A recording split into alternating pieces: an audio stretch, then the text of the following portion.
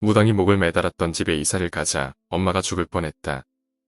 내가 초등학교 6학년 때 3개월 정도 살았던 연립빌라에서 있었던 일이야.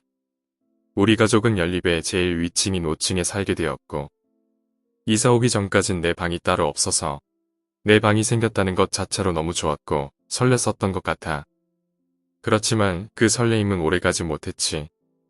우리 집은 주변 시세에 비해 굉장히 저렴했어. 나랑 내 동생이야 어렸으니까 딱히 그런 걸 신경 쓸 나이가 아니었고 부모님은 그것 때문에 연립에 들어왔었어. 우리 집이 그때 조금 경제적으로 힘들었을 무렵이라 아마 부모님은 여기가 왜 저렴하지? 라기보다는 여기가 저렴해서 다행이다. 이거였어. 처음 1, 2주 정도는 별 다른 일이 없었어.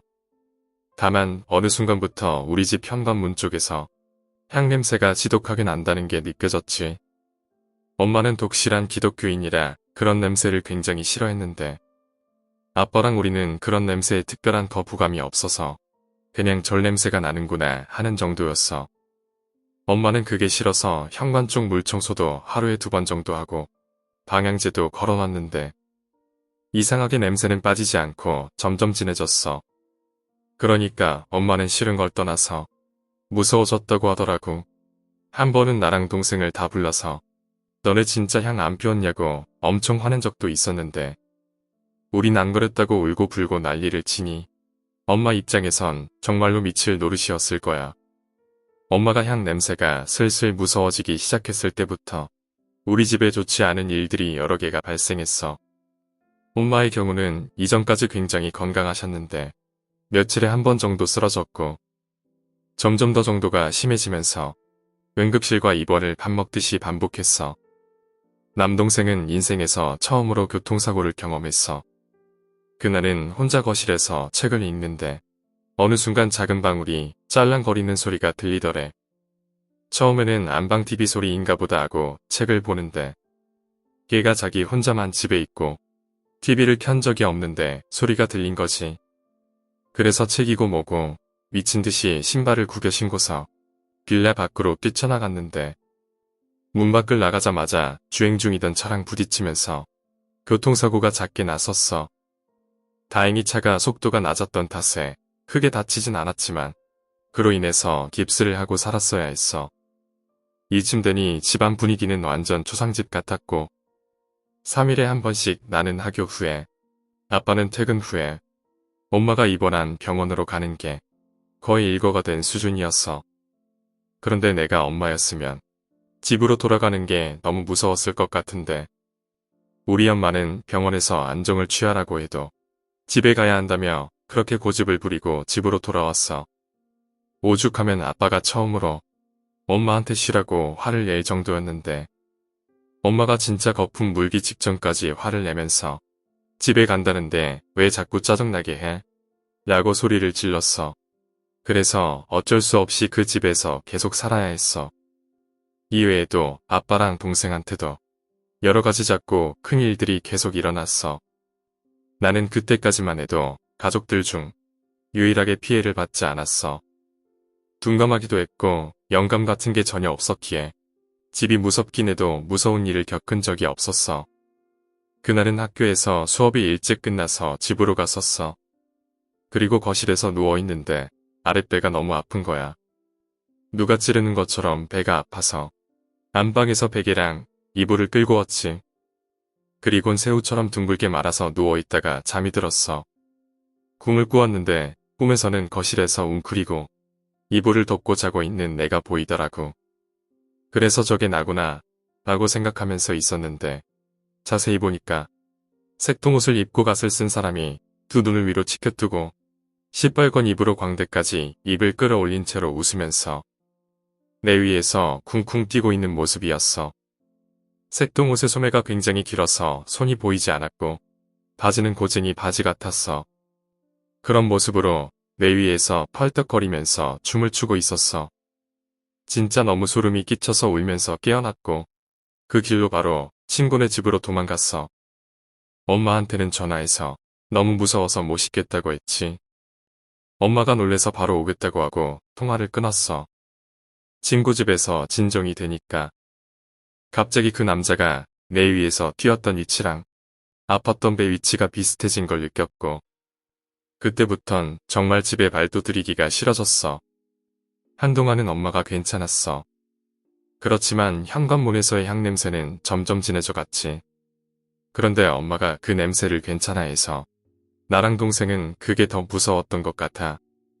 그러다가 평범하게 아빠를 기다리면서 나랑 동생은 안방에서 컴퓨터 게임을 하고 있었고 엄마는 저녁을 준비하고 있었는데 갑자기 부엌에서 물건이 우르르 쏟아지는 소리가 들렸어. 나랑 동생은 게임하다가 문을 열고 부엌으로 가니까 엄마가 진짜 거품을 물고 팔다리를 비틀면서 쓰러져 있는 거야. 진짜 난리가 났지. 남동생이랑 나랑 울면서 구급차를 부르고 팔다리를 주무르고 그랬던 것 같아. 다 같이 응급실을 갔고 이제까지 중 최악이었어. 아빠도 회사에 있다가 울면서 병원을 왔고 우리 셋이 부둥켜서 울고 난리도 아니었어. 그러고 있는데 우리 외할머니가 병원으로 왔어.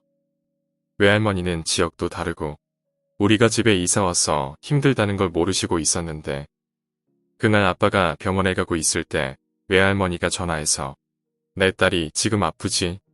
라고 물었다는 거야. 아빠는 그때 정신이 없으니까 대강 알려드리긴 했는데 생각해보니까 외할머니가 아픈 사실을 알고 있다는 게 좀 이상해서 아빠가 물어보니까 외할머니가 꿈을 하나 꾸었다는 거였지. 칠흑같이 어두운 길목이었는데 어디서 짤랑짤랑 하는 방울소리가 들렸고 무슨 노래도 들렸대. 그래서 외할머니가 소리 나는 쪽으로 가니까 웬 색동옷을 입은 사람이 덩실덩실 춤을 추면서 상여가를 부르고 있었다는 거야.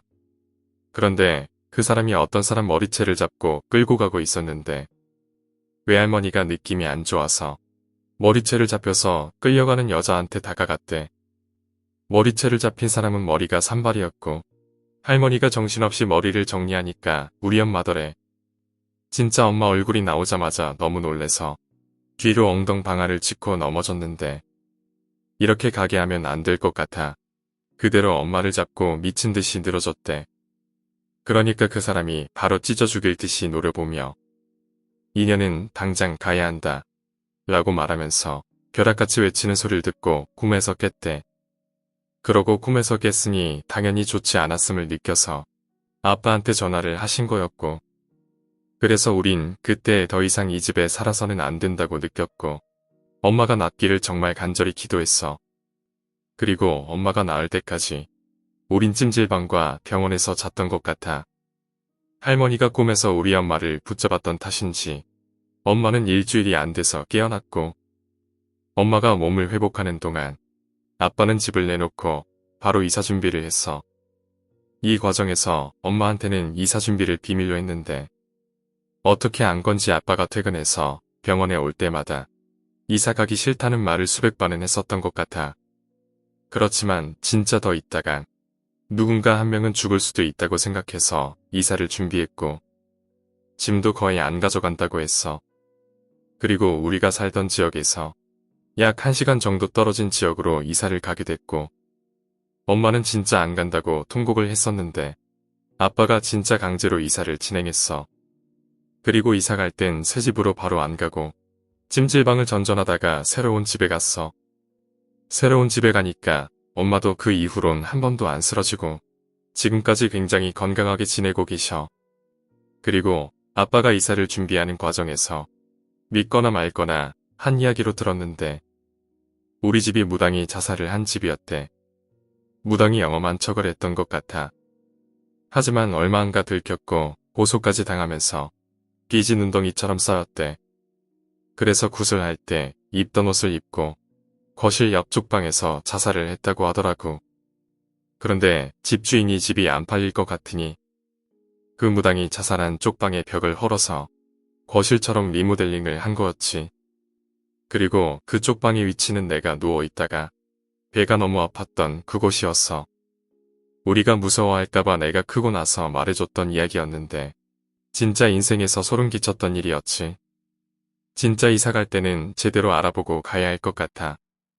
괜히 우리 가족처럼 험한 일을 당할 수 있으니까 말이지. 오늘 이야기는 여기까지입니다. 오늘 이야기가 재미있으셨다면 구독과 좋아요, 댓글 부탁드립니다. 댓글은 저에게 큰 힘이 됩니다. 감사합니다.